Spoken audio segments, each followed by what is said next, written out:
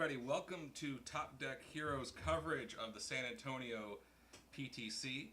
We've got myself, Sean O'Brien, and Kevin Broberg here, kind of hanging out in our dining room, seeing what's going on here. Let's get to the matches. And looks like we have Stephen Jones, looks like he's playing Satoshi, versus Miles Tile. He is playing base. I wonder if Miles Tile is at all related to Omaha's own Miles Tyler, who is known for his love of Terry and Ken. But we see base here, so I have to imagine it's somebody different. Yeah, it certainly can't be Miles Tyler because he's not playing Terry. So clearly that is not the case. So let's get right into this. So it looks like we're in game one, or is this game two? I believe this is still game one. We just tuned into the stream too, ladies and gentlemen, so we're not entirely certain what's going on. But we're jumping right into the middle of this game. There's been several turns in. Some conversation that the life counters may not be entirely up to date, but it looks like this matches my idea that there hasn't actually been any damage dealt. All the attacks have been blocked so far. We're seeing a throw here and a bad check on the block on this Templar. Satoshi staging here is mostly ready, has mostly relatively unimportant foundations, so it's going to be he's going to pass that check easily.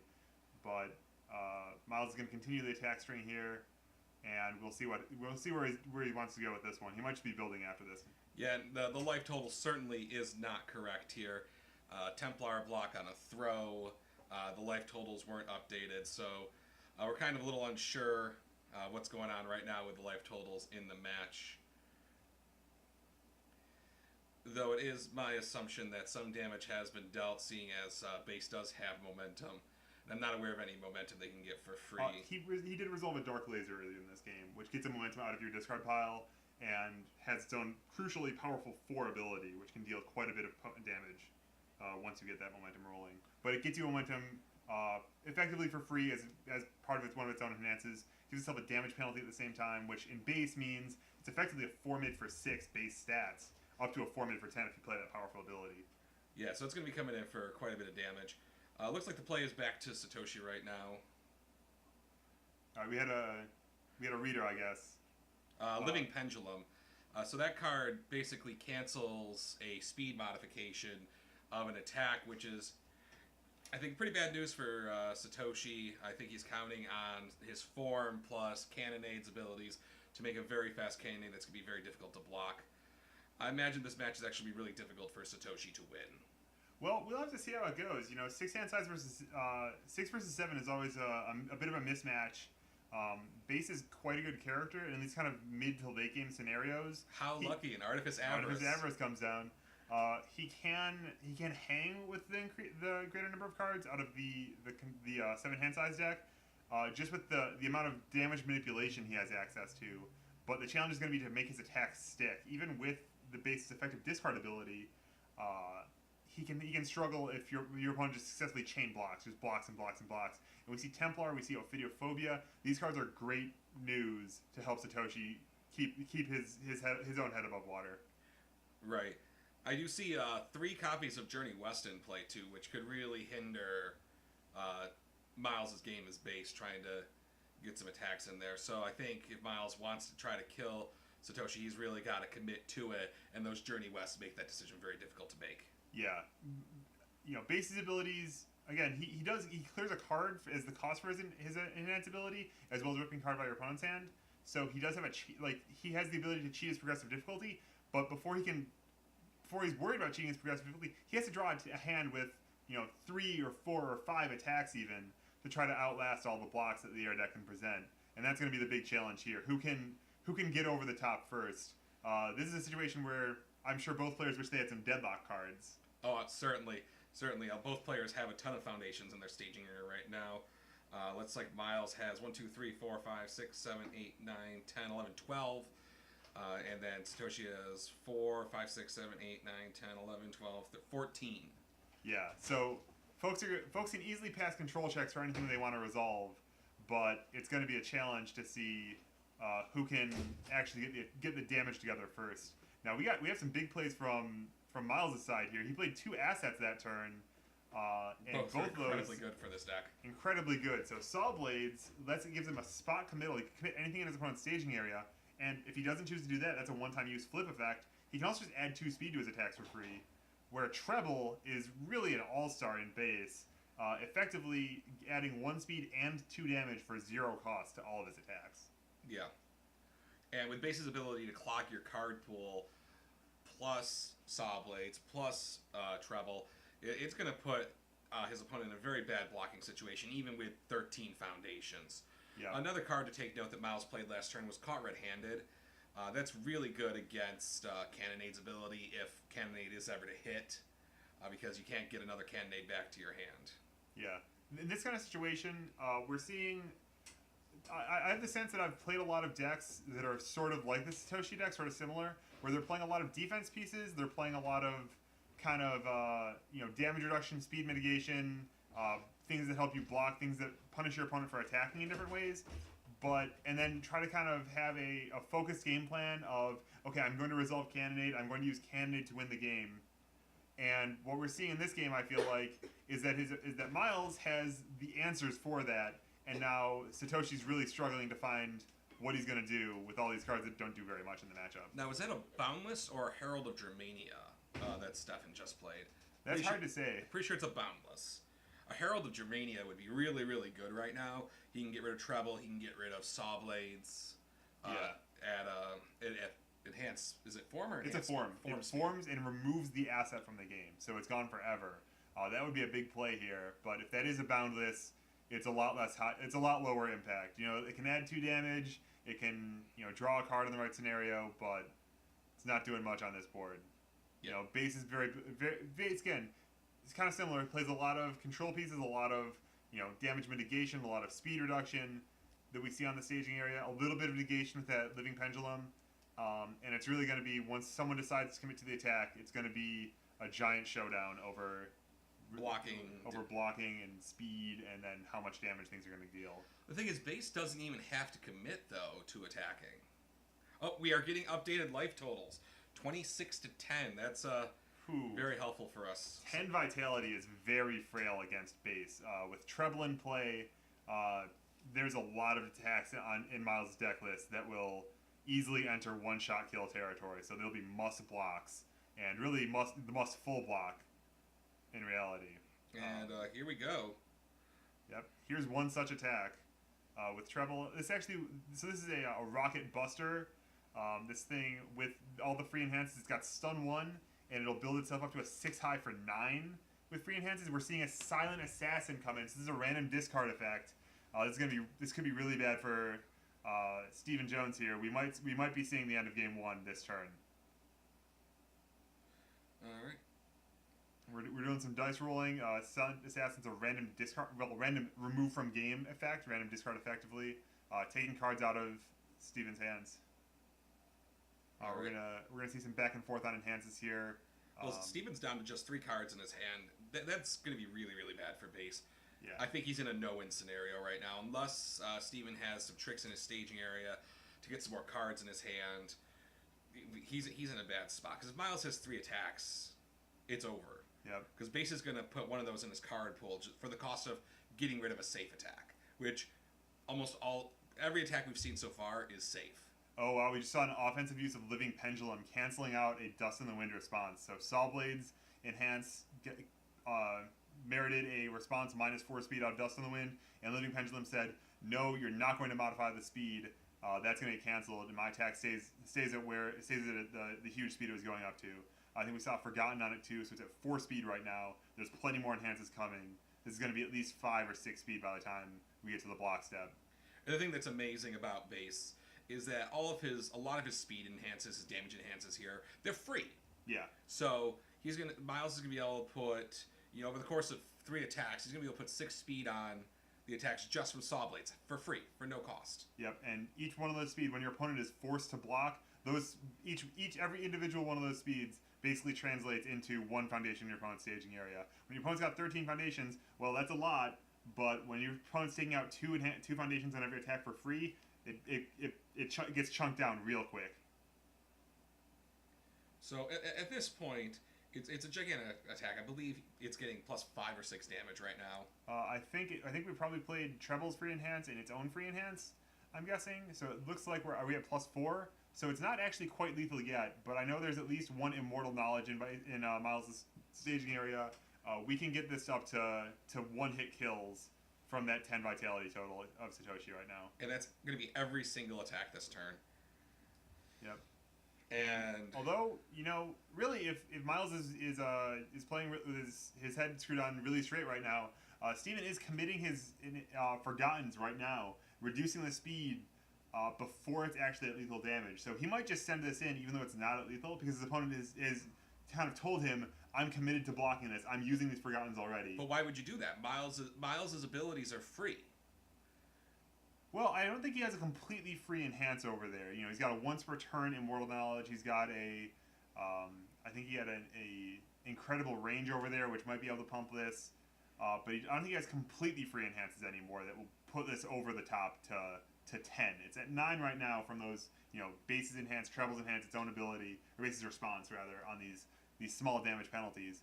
But it's at 10 right now. It's not quite at lethal. See, personally, I would put this at lethal anyhow, because it's still going to cost a significant price here to block it. And we see a block, a 5 check on the block, thanks to all those Forgotten enhances, the -2 speed of that 0 difficulty spam card, which is very good in 7 hand sizes who need to consecutively block in this kind of situation. That 3 is not going to matter very much here because he only needs a 5. Not at all, nope. And this is one of the big things with base. His attacks are all 4 and 5 difficulty. He plays so much defense, he can drag things out to this later game, and then he could check the worst checks in the game. He could check all of the 2s remaining in his deck, and he'd still be able to pass his control checks and still be able to activate all of his damage enhances. And see, as predicted, card into the card pool. So effectively, it's +2 speed to the attacks for the rest of the turn. Yep. And then we're going to get on bases, never-ending merry-go-round of minus damage, plus more damage, and this will count up to lethal pretty quickly. Yep, we see Treble coming in. We see Saw Blade. Well, I guess that's Saw Blades. By my count, on free enhances, this will start out at, I think, a 6 speed low for 8 damage before we get into any of the actually costed enhances, like Immortal Knowledge, that once per turn, or I think Incredible Range is only pumps ranged attacks. That's not going to be relevant here. But 6 speed, 2 progressive, and it's going to be a high zone, which is not a strength of the air symbol. It can be really tough. It's going to be really tough for Steven to survive this attack, and I'm sure Miles has more backup. We haven't seen his hand, but he's got at least one more attack. I saw it briefly at the start of the turn. Yeah, we saw a little bit flash more orange in there. So Miles is checking. Do you have any face downs in your staging area when he's playing Somersault Kicks Enhance, which changes it to a high zone, gives it that -1 damage, and pulls a face down in. So now that he's committed to that enhance, Steven does have the option to activate a Fidiophobia. That's what I was about to say. Now that he can't drag a face down into his card pool, it's now safe to use a Fidiophobia, unless he's got another Somersault Kick, which at that point it's pretty much irrelevant. Yeah, because he's gonna be out of foundations to block with. He's gonna be out of cards in his hand. Because base's ability isn't once per turn, is it? It is. It is. You can't just machine gun their hand away. No. Well, thank goodness Jasper Games had some thought when they put this together. I think base is pretty well designed. Oh, is this the last card in his hand that's being played as a block right now? Yeah, he only started the turn with 3 cards in his hand. Oh my. He must have had 4. Because he got one ripped away from Silent Assassin. Yeah, so he had 4, and then 3. 1 was ripped away to Silent Assassin, 3 are in his card pool, and there's another Somersault Kick. That should do it. Yep. Unless we're missing some card draw effects in his staging area, which I do not believe we are. Which won't matter because Miles has caught red-handed. Oh, that's right. And Miles is showing him another attack still. What do you hear the players saying, Sean? I mean, they're kind of laughing. The audio's a little garbled here. Oh, okay. Miles is like, hey, I got another attack in my hand, and it's ranged. And the incredible range, the pumps from incredible range coming into here. Yeah, nice. I haven't seen that card in base before, but I'm interested to see how it plays out for him.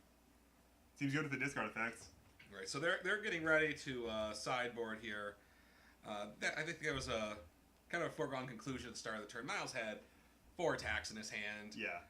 His opponent only had 4 cards in his hand with a Silent Assassin plus base's ability being at 10 vitality. He had to block all of those attacks that turn. So, we saw Saw Blades in play, and honestly, it didn't do very much. His opponent wasn't even committed out when he ran out of blocks in his hand. And I think that we see the impact of discard. When you're playing discard, all that matters is your opponent's life total and how much damage you can deal and how much they can defend themselves using their board. If you can rip their whole hand apart, and then it's just an easy layup after that. Right.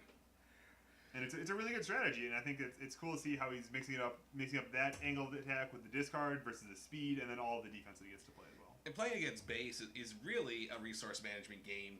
You got to make sure you have enough cards in your hand on your next turn to block, which 7 hand size can play that game better than most. But Miles is playing a defensive deck, which plays to his play style. He, spent the last 4 years playing Terry, where it was block, reversal, get a free foundation, herpa-derpa-derp Terry. And now he's moved on to base, which is another incredibly defensive character. Well, I think base does a really good job, kind of like Terry, actually, where he can play both sides of the ball because of, he gets super extra mileage out of all of his damage reduction effects, and he gets to hit like a truck. And then the challenge with base is figuring out how to make those attacks connect, which is actually very similar to Terry, I think, where play defense, hit really hard, but not necessarily play a lot of ways to make sure your attacks connect, or not to strategically have that kind of unblockable offense abilities, and then you have to rely on your staging gear on the cards you can play to do that. Right. I mean, I think the way that Steven wins this game is he's got to get in quick and he's got to get in hard. He's got to make base feel like he can die at any time. Yeah. But base can, for a 7 hand size, you can die at any time to base, especially. Absolutely. With Dark Laser coming into play, that thing's effectively base 10 damage, right? Like, that's half your life total for a 4 difficulty check. Yeah. I mean, it is base 10 damage because you're just using base. So they're getting ready to shuffle up. Looks like sideboarding's finished. Satoshi's going to go first, which seems pretty reasonable. Yeah. It's going to be hard for base to try to attack on turn 1, so you can try to get yourself ahead a little bit, be able to put a little pressure on. Yeah, I think we saw a 5-card build in the last game on turn 1 from Satoshi. He's certainly hoping to see that again. He's got plenty of 0 difficulty cards in his deck.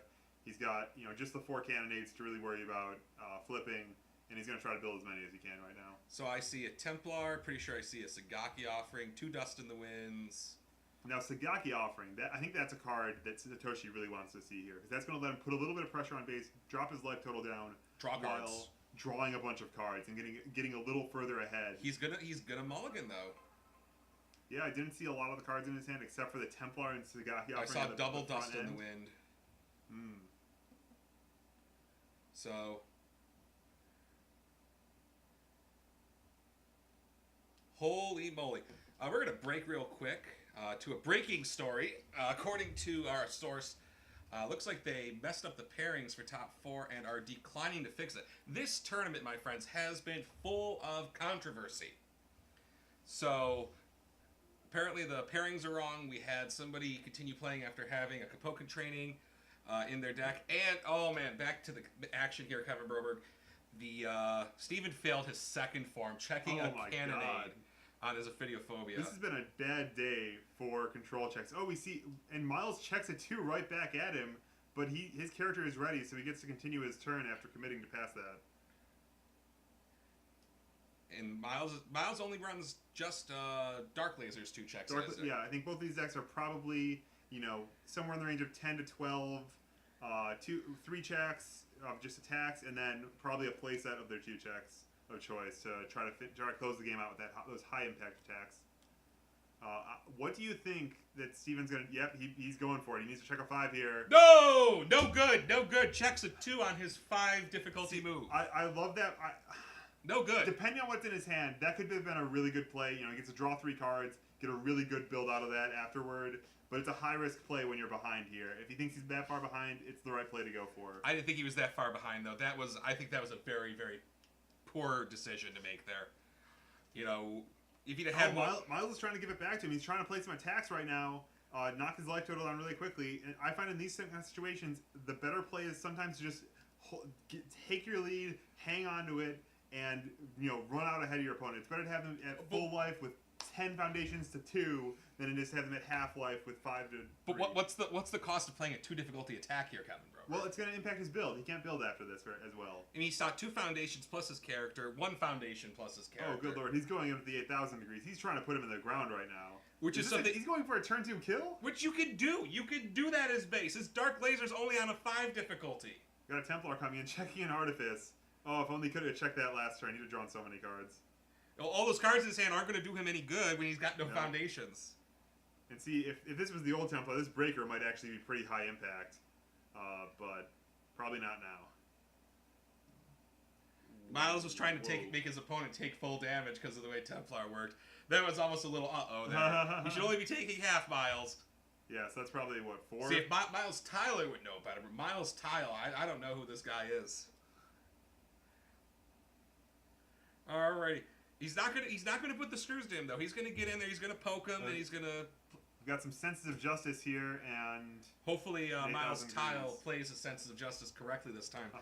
My understanding is earlier in the tournament back on the stream, he improperly played Sensitive Justice. Yeah, so Sensitive Justice is a fact. It counts the number of keywords in your opponent's card pool, and then it gives your opponent's attack a damage or speed penalty of your choice.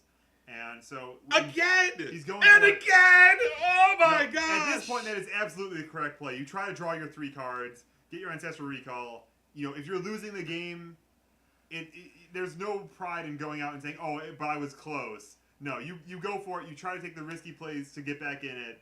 And if it can't come up, you know, you lose in a landslide. Man, this is like watching a Bills game here. You know, he's definitely a favorite to check a 5 there. You know, he's got more 5s in his deck than he's got 3s. I bet he built his deck with very few 4 check foundations. You know, in exactly the service of this kind of scenario. I mean, now we're just going through the motions, right? Miles is so far ahead. Yeah, he's got treble. He's probably got 2 attacks here. He's gonna really put the screws to him. You know, we got some life total on screen on someone's cell phone, but those aren't up to date. I think we're at 15 to 26 right now. We're seeing some 8,000 degrees pumps coming in. Oh, and is this a Rocket Buster? Oh, this thing's gonna be unblockably fast. If we don't see a dodge here out of Steven, which he may not even be playing, it's gonna be. What are the odds he checks another 3 on the dodge, and then he pays his costs and takes all the damage anyhow? Well, Gambler's Fallacy says he's guaranteed to check another 5. No, he's guaranteed to check a 5 now because he's checked so many 3s in a row. There probably aren't any 3s left in his deck. The number of 3s he's checked this game. Holy moly!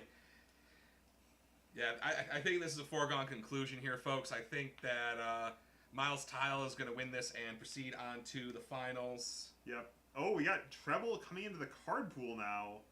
That's unusual. I guess he's going for absolute unblockable speed on this thing. Effectively +1 speed by adding a card to his opponent's card pool. Yep, and we got a truckload of damage coming in. His opponent's into single-digit life total now, and this is going to be... Well, this might actually be blockable. This deck only has 3 base speed, and Treble's Enhance is no longer available because it is in his card pool. Yeah, but Kevin Berber, base is going to pitch the first card in his card pool to... Sure enough here, yep. So...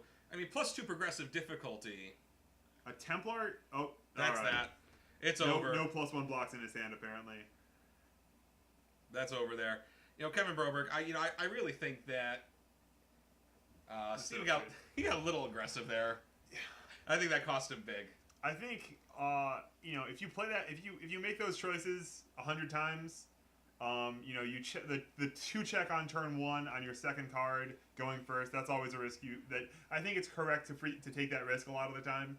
And it's correct to take that risk once and lose it, but then taking the 5 diff gamble. That's a lot harder to swallow. You know, maybe the mistake there was to sequence your first turn to play some foundations first and take your asset later. Although, at the same time, you know, he just lost a long game. That asset can do a lot of heavy lifting in a long game, drawing you 2 cards, a whole extra hand size. If it's a long game, why not play the asset on turn 2? I mean, that's my thought on it. Is, you know, knowing that you're running 2s in your deck, I'd rather get some gray cards in my staging area so that I can pass control checks and kind of get the wheels turning. Yeah. And at some level, playing, he took a risky line, he took an aggressive line that didn't pay off for him that time. Maybe those same lines in the Swiss rounds are what let him get to top 4, maybe even in his top 8 match. And if we had taken these conservative lines we're talking about, he wouldn't have been here. So, you know, it's a game of skill and luck, and in this case, he did not have nearly enough luck. All right, well, that is that for this top 4 match.